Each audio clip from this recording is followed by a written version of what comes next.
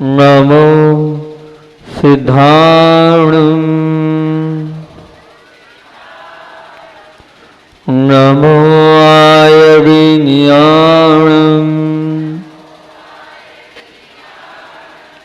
नमो भुवज्जायाणं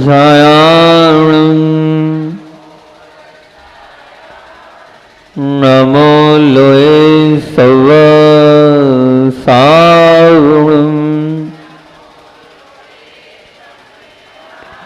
नमो अभिहन्ताणं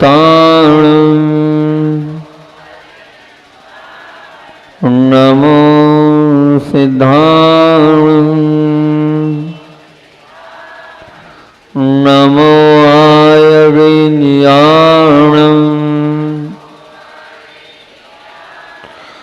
नमो भुवज्जायाणं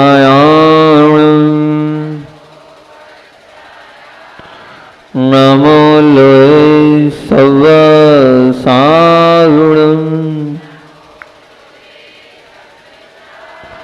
नमो अरुहन्ताणं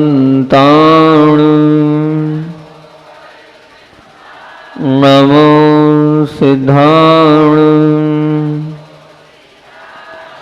नमो आयविज्ञाणं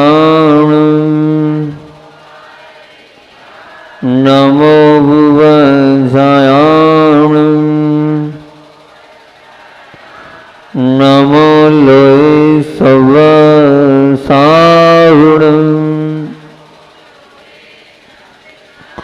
बोलिए देवादिदेव 1008 मूल नायक श्री पांचनाथ भगवान की।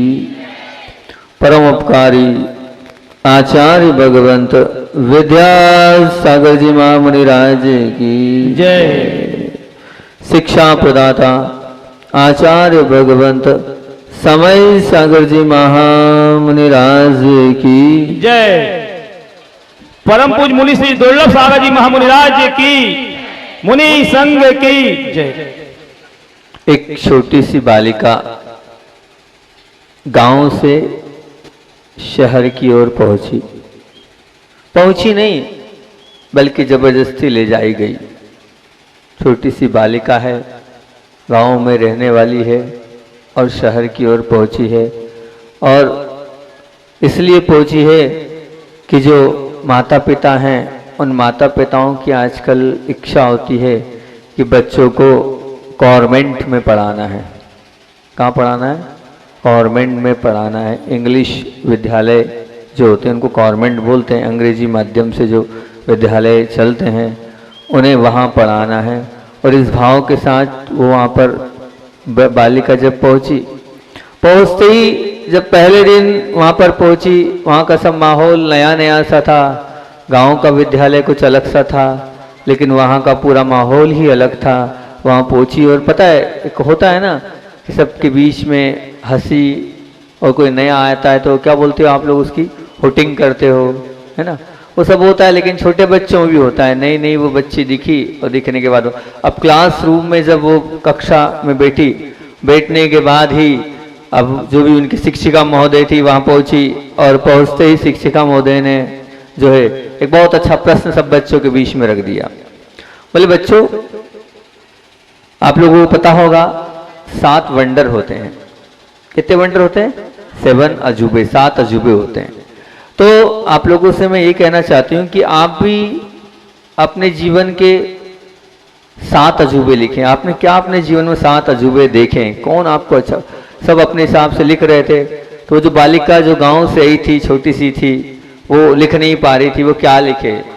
अब ये तो निश्चित बात है, आप लोग तो समझते हो गांव के बच्चे गंवार होते हैं, उन्हें कुछ आता ही नहीं है। क्या आता होगा उनको? कुछ नहीं आता होगा।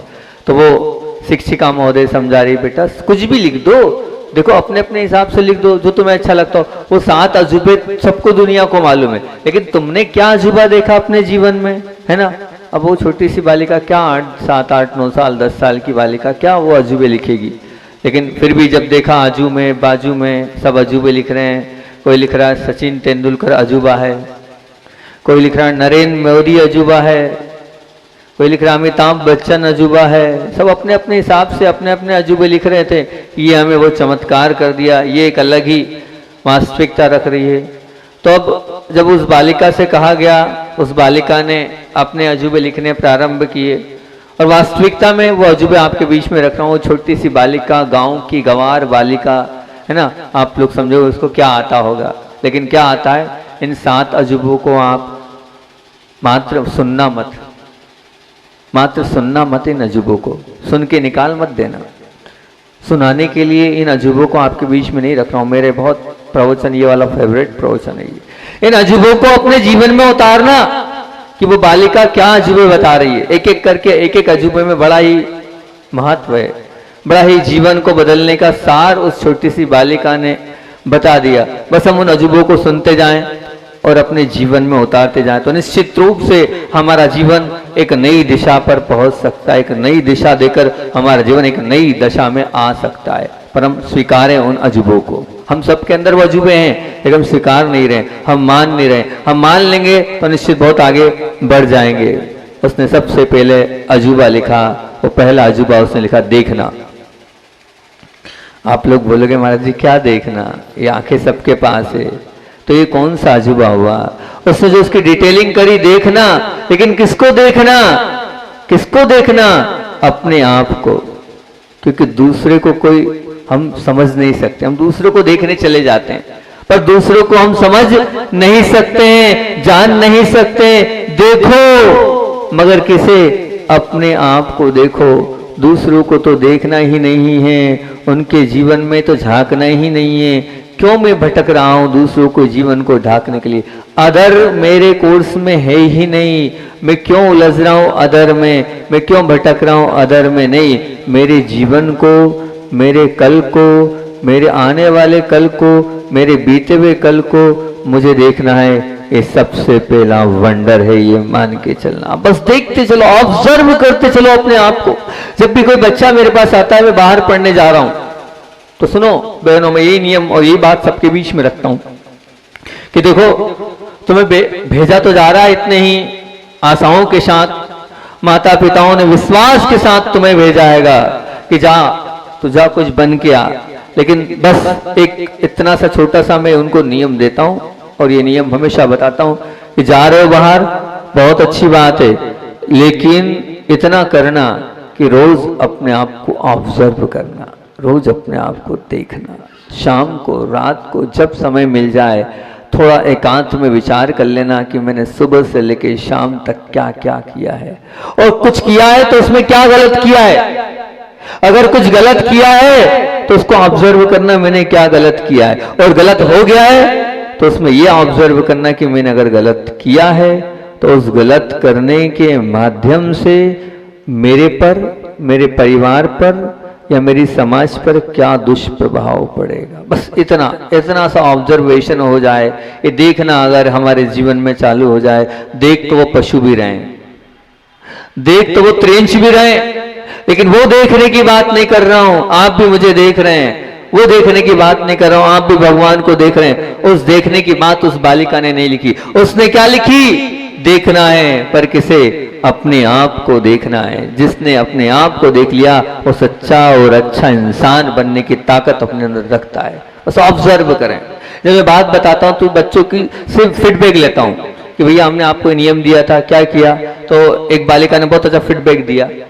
बोले महाराज इंदौर में पढ़ रही हो बालिका, बोले महाराज जी आप ये वाला आपने नियम दिया, सचमुच में बहुत अच्छा नियम है। मैंने जब अपने आप को ऑब्जर्व करना चालू किया तो अपने आप को बहुत सारी गलतियां मेरे अंदर पकड़ में ही, पहले उनको मैं गलती स्वीकारती ही नहीं थी, लेकिन बाद में मुझे लगा कि मैं कहाँ पर गलत हूँ, ये तो मेरे माध्यम से बहुत गलत हो रहा है। क्योंकि वास्तविकता में हम वो गलतियां समझ से दूसरा देख रहा है, पर मन से कितनी सारी गलतियां जाती है वो हम नहीं जान पाते। वो मन की गलतियां देखने में ऑब्जर्व होती थी। और सबसे बड़ी बात, मैं पहले रात को सोते वक्त देखती थी, लेकिन अब क्या, अब जब 2 घंटे 3 घंटे बाद, जैसे मैं सुबह 7 बजे से लेकर 11 बजे तक मैंने क्या किया, 2 मिनट में देख लेती हूँ मैं।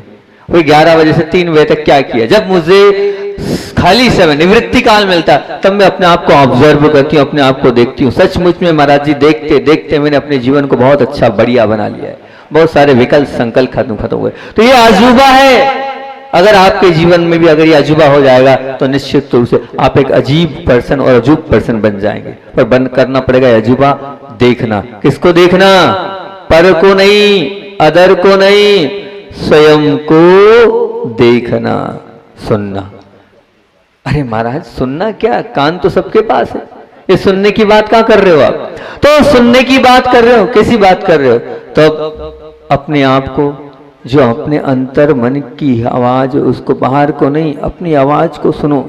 जब तक आप अपनी नहीं सुनोगे तब तक दूसरों की आवाज नहीं सुन पाओगे। ये दूसरा अजूबा है, सुनना। हमें सुनना है, पल प्रतिपल सुनना है। लेकिन कभी सुनने का समय निकाला आपने कि आपकी आत्मा क्या बोलती है? निश्चित अगर आप विचार करेंगे और एकांत में बैठेंगे तो आपके अंदर भी सुनने की वो आवाज अंदर से निकलेगी कि हमें ये करना चाहिए और हमें ये नहीं करना चाहिए। पूछो अपनी आत्मा से।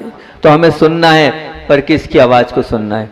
अपने स्वयं की आवाज को सुनना है। अपने स्वयं के अंदर झांककर हमें देखना है। छोटी सी बालिका है, गांव की वो बालिका है, लेकिन देखो कितना अंदर तक का अध्यात्म परोस रही है कि देखना।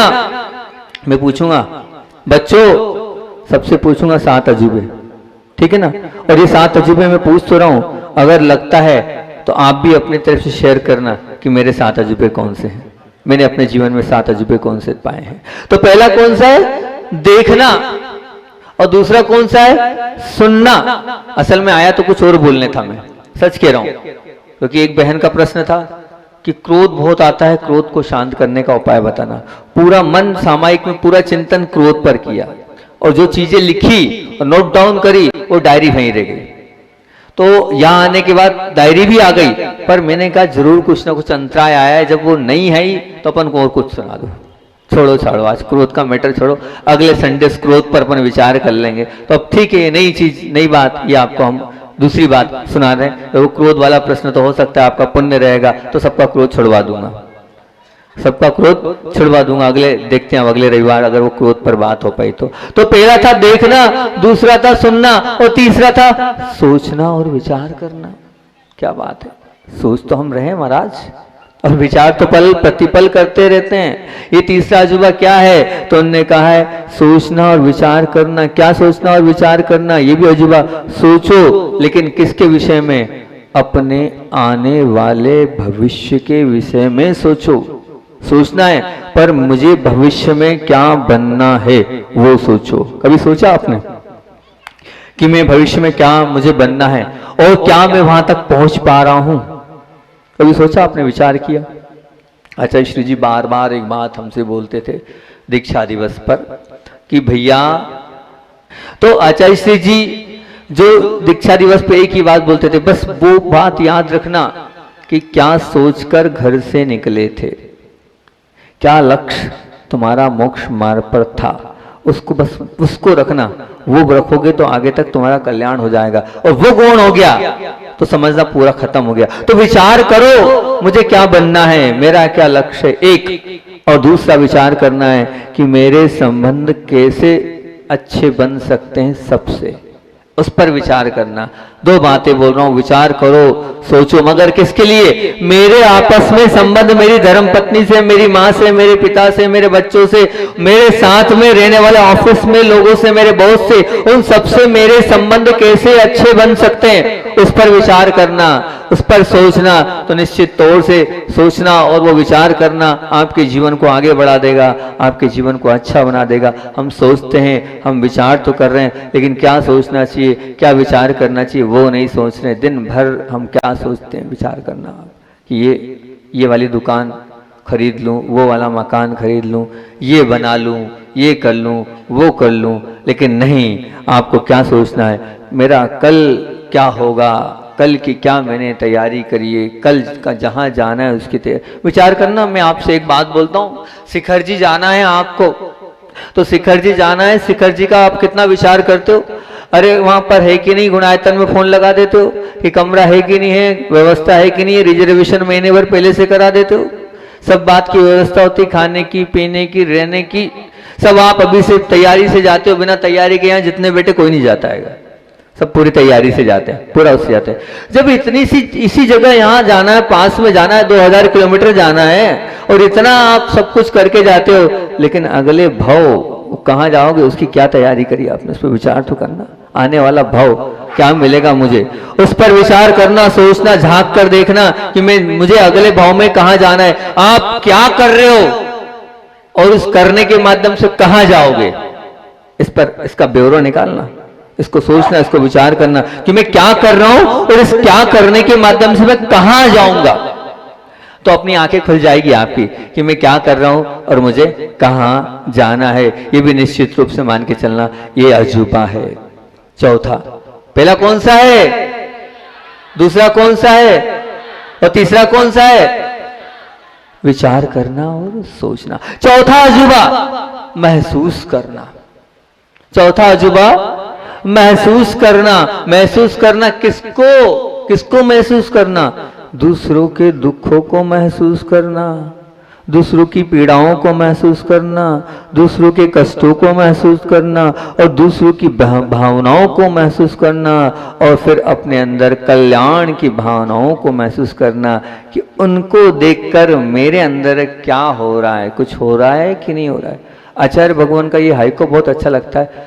पर की पीड़ा, क्या हाइको है, पर की पीड़ा अपनी करुणा की परीक्षा लेती।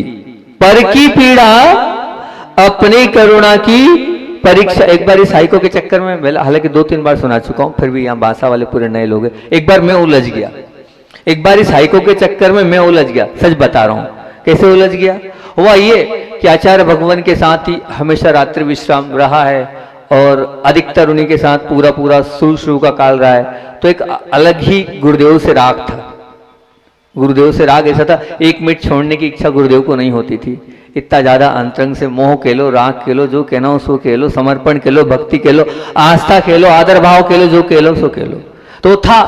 अब हुआ ये कि अमरकंटक से बिहार हुआ और बिहार होते वक्त क्या डिंडोरी तरफ आ रहे थे हम, और एक गांव में जो है हम आगे थे डिंडोरी के पहले, तो वहां हम आ रहे थे और हुआ ये कि हम 2-3 महाराज चलते, वीर सागर जी, प्रणम्य सागर जी और मैं, तीनों के तीनों चल रहे थे और तीनों के तीनों चल रहे थे। उसी बीच ब्रह्मचारी अजय भैया निस्वार्थ सागर जी वो आए और आते ही, वो जब आते ही उन्होंने एक खबर, मतलब आए और उन्होंने एक बात बताई। बोले पीछे जो है 2 महाराज बहुत अस्वस्थ हैं, उनको उल्टी दस्त बहुत लग रहे हैं। उसमें से एक अरहा सागर जी हैं और एक विराट सागर जी हैं, दोनों हैं। तो बोले एक महाराज और उनके पास अभी चल, वो बोलते हुए आगे हमने हाँ ठीक। उन्होंने हमसे कहा, बोले आप चलो, आप थोड़ा ट्रीटमेंट कर लोगे, एक्यूप्रेशर एक्यूपंचर सब जानते हो, आयुर्वेद जानते हो, आप चलो। तो मैंने कहा नहीं, अच्छा शिपा जाओ, सब आशीर्वाद दे देंगे, ठीक हो जाएगा। हमने इतनी बात बोली, हमने कहा नहीं। अब आगे गए, आगे पहुंचते ही वहां पर जो है पहुंचने के बाद निस्वार्थ सागर ने आचार्य को बताया। उन्होंने कहा कौन कौन पीछे है, तो उन्होंने 3 नाम ले दिए, हमारे तीनों के नाम ले दिए। अब तीनों के नाम ले दिए और वो आए। आने के बाद उन्होंने सीधे बोले आचार्य ने कहा जहां हो वहीं रुक जाओ, पीछे मुड़ो, उन दोनों महाराजों के साथ आपको रहना है। तो अब उन्होंने कहा चलो महाराज। अब जैसे उन्होंने मुझसे बोला चलो, तो मैंने एक ही बात बोली, भैया आप जाओ। तो अच्छा बोला होगा, अच्छा इसने मेरे से तो डायरेक्ट नहीं बोला ना, मैं नहीं छोड़ सकता गुरुजी को, आप सब जाओ। क्या भरोसा कब जाएंगे, कितने दिन के अलग हो जाएं। मैंने कहा हमारी हिम्मत नहीं, आप जाओ। प्रणम सागर जी ने समझाया, वीर सागर जी ने तो बहुत समझाया 5 मिनट तक, भैया मान जा यार, हमारे बस का कुछ नहीं है, हमें आती नहीं भैया वृत्ति करना, तेरा मीटर तेरा केस है और अच्छा तेरे लिए ही बोला, मैं तो नहीं जाऊंगा चाहे कुछ भी हो जाए। बस अब वो पीछे चले गए 2 महाराज, मैं आगे बढ़ गया अकेले, ब्रह्मचारी अकेले थे तो उनके साथ वो हो गए, मैं अकेला आगे बढ़ता चला गया। अब बार बार वे गुरुजी का हाइको मेरे कान में गूंज रहा है, पर की पीड़ा अपनी करुणा की परीक्षा लेती। आगे बढ़ूं और वो हाइको घूमे कान में, आगे बढ़ूं और वो हाइको घूमे कान में, मैं वहीं रुक गया। मैंने क्या करना है समझ में, एक पेड़ के नीचे बैठ गया। 5-7 मिनट तो खूब चिंतन कर रहा हूँ, मैं क्या करूँ। एक तरफ तो कोई अस्वस्थ साधु और एक तरफ गुरुजी दिख रहे हैं, क्या करूँ क्या नहीं करूँ, क्या करूँ क्या नहीं करूँ। तब मुझे ये हाइको ने एक ही राह दी कि नहीं, अपने को पर की पीड़ा है, और जब गुरुदेव ने आज्ञा भेजी है तो गुरु की आज्ञा सम्यक दर्शन होती है। उन्होंने नाम लेके बोला दुर्लभ से बोल देना, वो चला जाएगा। तो मैंने कहा फिर अपने को चलना चाहिए, वो हो सकता है नाराज हो जाए, जो भी हो। सबसे बड़ी बात तो गुरुदेव ने हाइको लिखा है, तो अपन गुरुदेव की बात को नहीं स्वीकार कर रहे हैं। अब मैं 2 किलोमीटर आगे आ गया था, ठीक है ना। वो गांव और 3-5 किलोमीटर हो गए थे, अब अकेला 5 किलोमीटर वापस पहुंचा। और पहुंचते बाद प्रणब सागर जी महाराज भीड़ से, क्यों तू कैसे आ गया? मैंने कहा क्या करूं, मैं नहीं आया हूं, वो गुरुदेव का वो जो हाइको है ना वो लेके आ गया, पर की पीड़ा अपनी करुणा की परीक्षा लेती। तो ध्यान रखना, महसूस करना है, क्या महसूस करना है? अपने स्वयं के दुखों को नहीं, दूसरों के दुखों को महसूस करना है, दूसरों की भावनाओं को महसूस करना है। आप दूसरों की भावनाओं को महसूस करने लग जाएंगे कि सामने वाला क्या चाहता है, तो आप निश्चित मान के चलना आप सुखी हो जाओगे। हम तो अपनी भावनाओं को महसूस करते हैं, दूसरा क्या चाहता है वो भावनाएं हमारे अंदर नहीं आ पा रही, वो आ जाए बस समझना हमारा सब कुछ होता चला जाएगा, हमारा भला भी हो जाएगा, हमारा कल्याण भी हो जाएगा। तो महसूस करना है, पर क्या महसूस दूसरों के दुखों को महसूस करना है और दूसरों की क्या तकलीफ को महसूस करना है, और अपने स्वयं के अंदर की भावनाओं को महसूस करना है कि सामने वाले का सिर दर्द कर रहा है तो मेरे मन में क्या पीड़ा हो रही है, तो महसूस करना होगा। 5वां, सब लोग याद कर रहे हैं ना? बता दोगे ना बाद में प्रवचन के बाद? पक्का। तो पांचवा है हंसना। अरे महाराज हंसना ये भी कोई अजूबा है? बिल्कुल ये भी अजूबा है। कैसे अजूबा है? जी हाँ, आप प्रसन्न हैं, आप खुश हैं, क्योंकि खुश तो हैं लेकिन वो हंसना भी है, क्योंकि जो हंसता है, जो प्रसन्न रहता है, वो समझ लेना वो अजूबा है। आज 90% लोग प्रसन्न नहीं रहते हैं, 90% लोगों के नहीं, मैं तो 99 कह दूंगा, उनके चेहरे पर मुस्कुराहट नहीं होती है। उनके चेहरे, हमारे गुरुदेव को देखा कैसे थे, हर पल हर क्षण उनके चेहरे पर प्रभु की जैसी वो मुस्कुराहट बनी रहती थी। बस वो मुस्कुराहट चाहिए, जिसके पास वो मुस्कुराहट है वो अजूबा है। वो क्या है? वो अजूबा है, बहुत बड़ा अपने आप में मान के चलना वो चमत्कार है। कैसी भी परिस्थिति आ जाए, कितनी भी तकलीफ आ जाए, कितनी भी प्रतिकूलता आ जाए, लेकिन चेहरे की प्रसन्नता को, अंदर की प्रशस्तता को समाप्त मत होने देना। जो अपनी प्रशस्तता को समाप्त नहीं होने देता है, जो अपने मन को खराब नहीं करता है, ये मान के चलना वो जो व्यक्तित्व है वो उसके जीवन का सबसे बड़ा अजूबा है, वो सबसे बड़ा अजूबा है। हम छोटी छोटी बात को लेकर अपने मन को खराब कर लेते हैं, खेद खिन्न कर लेते हैं। जरा सी प्रतिकूलता नहीं हुई कि हम बोलने लग जाते कि ये ऐसा, ये वैसा, ये वैसा, और मन जो है वो नहीं। मैं खुद भी ऐसा ही हूँ, ऐसा नहीं कि मैं खुद हमेशा प्रसन्न रहता हूँ, मैं छोटी छोटी बात को लेकर हो जाता हूँ, लेकिन नहीं, अगर वास्तविकता में अपने जीवन में अजूबा आ जाएगा तो हमारा जीवन बहुत अच्छा और बहुत महान बन जाएगा। तो वो है हंसना। क्या है? हंसना, वो हंसना। 6वां है स्पर्श। 6वां अजूबा क्या है? स्पर्श। 6वां अजूबा मतलब क्या महाराज? स्पर्श से तात्पर्य क्या? बिल्कुल स्पर्श करना है। स्पर्श करने की क्षमता हम सबके पास है, हम आप सबके पास है, लेकिन वो स्पर्श, जिस स्पर्श, वो स्पर्श कैसा स्पर्श? वो वात्सल्यमय स्पर्श, वो पवित्र परिणामों वाला स्पर्श, वो जादूमय स्पर्श कि सामने वालों को आप स्पर्श कर दो तो सामने वाले की पीड़ा, कष्ट सब दूर हो जाए। वो आपके स्पर्श के लिए तरसे, वो कहलाता है स्पर्श, वो कहलाता है स्पर्श। हम आचार्य भगवान सबसे, मुझसे पूछा गया कि आपको सबसे अच्छा स्पर्श कौन सा लगा पूरे जीवन काल में? सबसे ज्यादा अच्छा स्पर्श कब लगा आपको कि आपको लगा ये चीज स्पर्श करी तो आपको सबसे ज्यादा अच्छी अनुभूति हुई? तो मैंने उन लोगों को एक ही जवाब दिया कि मेरे पूरे जीवन का अगर स्पर्श मुझसे पूछोगे किसने कब स्पर्श मेरा बहुत अच्छा लगा, तो वो लगा मुझे जब मेरी दीक्षा हो रही थी और दीक्षा के समय गुरुदेव आए थे और गुरुदेव ने जब संस्कार दिए और संस्कार देने के बाद साथिया बनाया और जब सिर पर हाथ रखा तो वो मेरे जीवन का सबसे उत्कृष्ट स्पर्श था। मैं उस स्पर्श को महान मानता हूँ कि उस स्पर्श ने मुझे यहाँ तक बिठा दिया और आज यहाँ बैठा हूँ तो उस स्पर्श की बदौलत बैठा हूँ। बस वैसा स्पर्श आपका हो जाए, वो स्पर्श आपका हो जाए। इतनी भावनाएं अंदर से रखो कि अगर मैं किसी को स्पर्श करूँ तो वो स्पर्श के माध्यम से सामने वाले की पीड़ा, कष्ट सब हट जाए। वासना भरी स्पर्श की बात नहीं होना चाहिए, कल्याण भरी स्पर्श के अंदर से भावनाएं होनी चाहिए, पवित्रता भरी स्पर्श की बात होना चाहिए। वो जादू भरा स्पर्श की बस आप टच करो और सब कुछ ठीक हो जाए। आपके अंदर वो भावना हो कि मैं मेरे पिताजी का सर दबाऊंगा, मैं मेरी माँ का सर दबाऊंगा, मैं मेरे माँ के पैर दबाऊंगा, तो मेरे इस स्पर्श से वो सब दर्द समाप्त हो जाए, वो स्पर्श से सब पीड़ा और कष्ट समाप्त हो जाए। ऐसा कोमल स्पर्श आपका होना चाहिए, ये मान के चलो। वो स्पर्श वो क्या है ऐसा स्पर्श? वो स्पर्श जब होगा जब अंदर में दया होगी, अंदर में पवित्रता होगी, तब वो स्पर्श हुआ कि आप हाथ लगाओगे और सामने वाला ठीक हो जाएगा। बस वो हो जाए तो समझना वो वाला स्पर्श आपके जीवन में अजूबा है। पहला कौन सा, दूसरा कौन सा, तीसरा कौन सा, चौथा कौन सा, पांचवा, छठवा वात्सल्यमय स्पर्श, और सातवां है क्या? सातवां बहुत बड़ा है और बहुत कठिन है। वो हो जाएगा तो सच में वो भी एक अजूबा ही है, वो सातवां भी अजूबा है। प्रेम करना, प्रेम करना भी अजूबा है। हम तो करते अपनी पत्नी से प्रेम, हम तो करते अपने बच्चों से प्रेम, महाराज जी तो ये तो अजूबा हमारे जीवन में नहीं। इस प्रेम की तो मैं बात ही नहीं कर रहा हूं। मैं किस प्रेम की बात कर रहा हूं? जिस प्रेम में कोई शर्त नहीं हो, जिस प्रेम में कोई अपेक्षा नहीं हो, और वो जो प्रेम निस्वार्थ भाव से किया जाता है, उस प्रेम की बात कर रहा हूं। उस प्रेम को आपके जीवन में उतारना चाहता हूं। ये प्रेम तो आप सब करो, प्रेम नहीं है, वो राग है, वो वासना है जो आप प्रेम कर रहे हो। वो प्रेम और वो राग की तो मैं आप लोगों से चर्चा ही नहीं कर रहा हूं। मैं चर्चा उस प्रेम की कर रहा हूं जहां पर निस्वार्थ भाव हो, बिना कंडीशन का हो, बिना शर्त का हो, बिना अपेक्षा का हो, वो प्रेम कहलाता है। बताओ ये आपके जीवन में अजूबा है? कहीं किसी से आप बिना कंडीशन के प्रेम करते हो, बिना अपेक्षा के प्रेम करते हो? बताओ है कोई कि बिना अपेक्षा के प्रेम होता है? मैं तो मानता हूं बिना अपेक्षा के बहुत कम जगह प्रेम होता है, लेकिन होता है कहीं कहीं कहीं।